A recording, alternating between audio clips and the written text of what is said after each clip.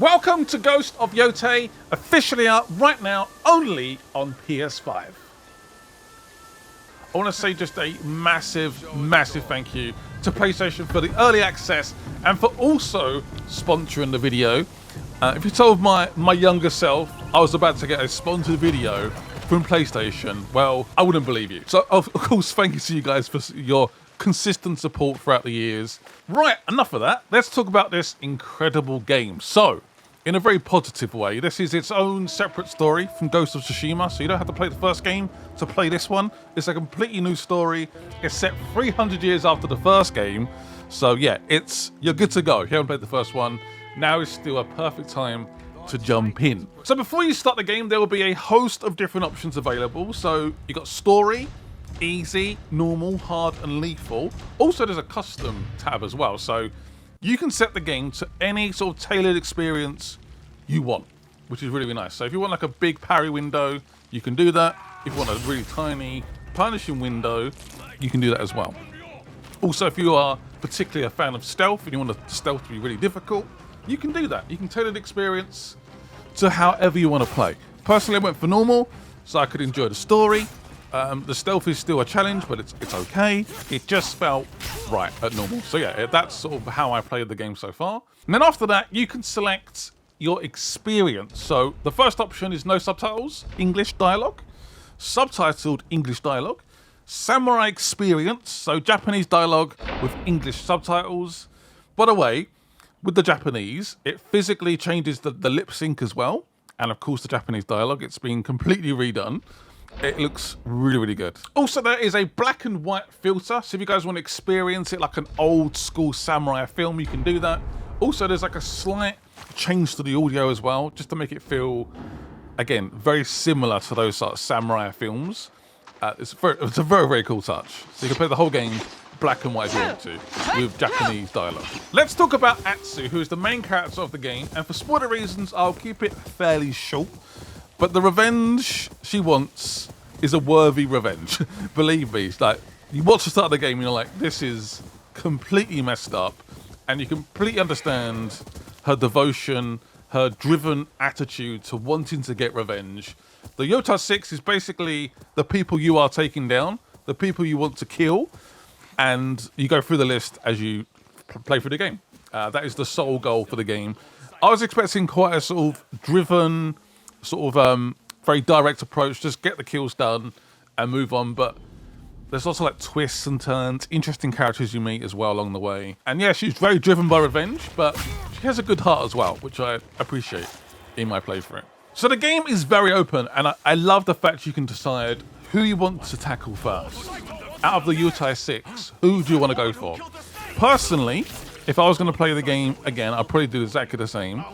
Unai is to the left, so up here, you'll get clues and basically like intel from talking to random people. That's what I like about the game as well. Talk to any passerbys, people in town. They all give you intel as to particularly points of interest on the map or where there might be a clue to find a Yōtei 6 member. But yeah, I'll go to the left. Basically, the upgrades early on involve masks, and here is where you can find those masks on the dead bodies of people you kill. So yeah, definitely good to do that first, but completely up to you. If you want to be completely driven towards the main quests, just follow these and you'll be fine. So here is some very early in-game tips that I wish I knew when I played the game. Basically, there's some early in-game loot you probably want to look out for. So young bamboo, very useful for upgrading armor and the bow.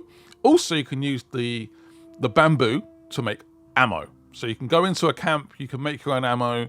Having ammo for your bow is very useful.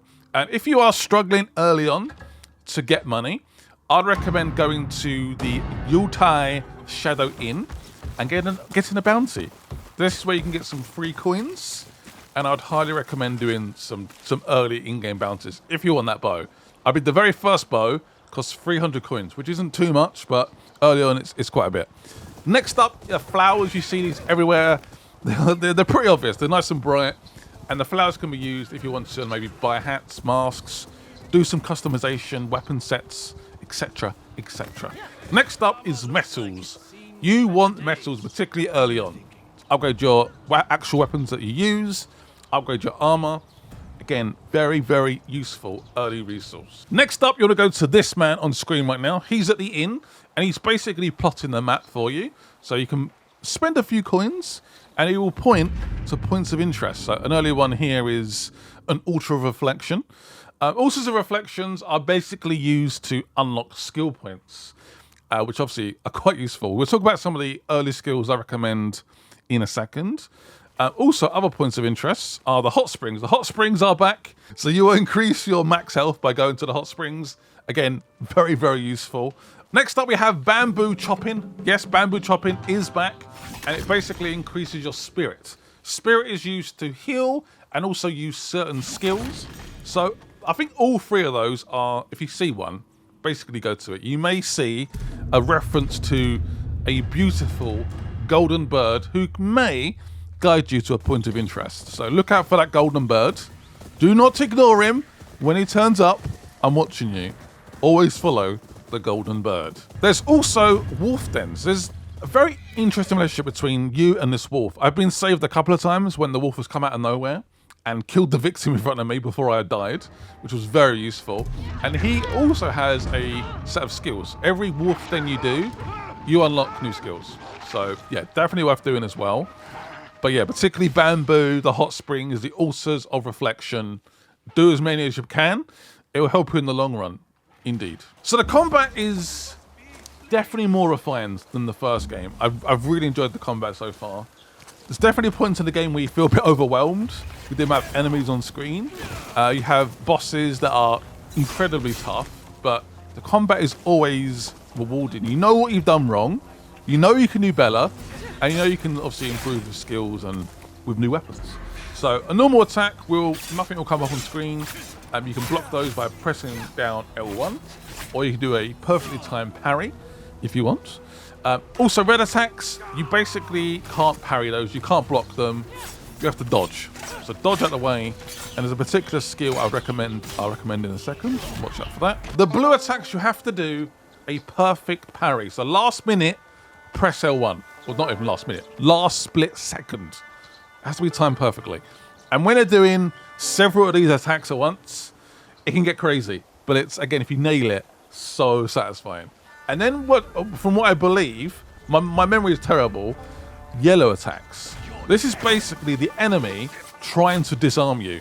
Yes, you lose your weapon, it flings up into the sky and lands in the ground. You have to retrieve the weapon to keep attacking. So yeah, not great. So you can counter this. You can press down triangle as well. And again, at the right moment, deflect that attack. But yeah, be careful of those yellow attacks. So because I'm about 10 hours into the game, I have 3 weapons unlocked. I believe there is 5 in total. So the katana is the main weapon you start with. And there is a backstory behind the actual weapon itself. Again, don't want to enter spoiler territory. And then you get the dual katanas. Yes, 2 katanas. Very, very cool. And you get the yari. So if you went down the Oni route I mentioned earlier, the yari will become available. It's basically a polearm, spear. Very, very useful. Very useful indeed. So the katana is good against the katana. So if you're going against a katana, that's a good little counter action. Katana is very good against the yari. The jewel is good against the yari. And the yari is good against the dual weapons. So switching as much as you can in combat will definitely give you the upper hand. You don't have to switch. If you want to be just a dual wielding katana Atsu, that is completely fine. But it does definitely improve. You can get through the blocks easier. It's just switching is definitely advisable. And it's a lot of fun as well. Switching the weapons, it's nice and easy to do. You just hold down R2 and press square, triangle, X, or S to switch weapons. So let's go through some of the skills I would unlock early on. Roll is a great one. So I'm surprised this wasn't unlocked automatically, but I did have to use a skill point. So press circle in any direction and you will roll. You do a dash, but it doesn't, as you can see, it doesn't really move too much. So the roll is definitely essential.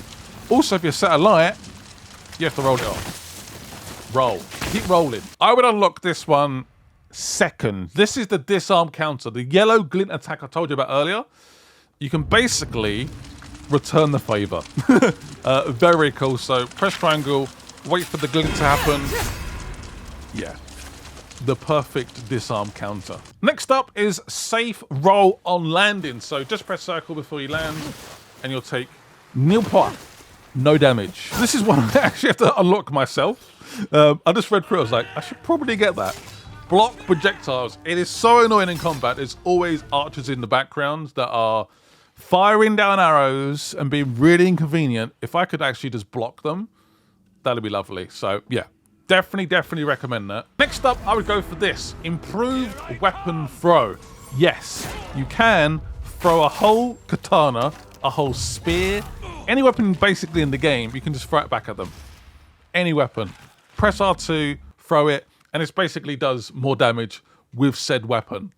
It's honestly so satisfying when you disarm your opponent and then you throw it back at them. It is so good. And lastly, just take a moment to take in some of these incredible views. Honestly, wowzers. The amount of times I've been playing through the campaign or just exploring and gone, wow.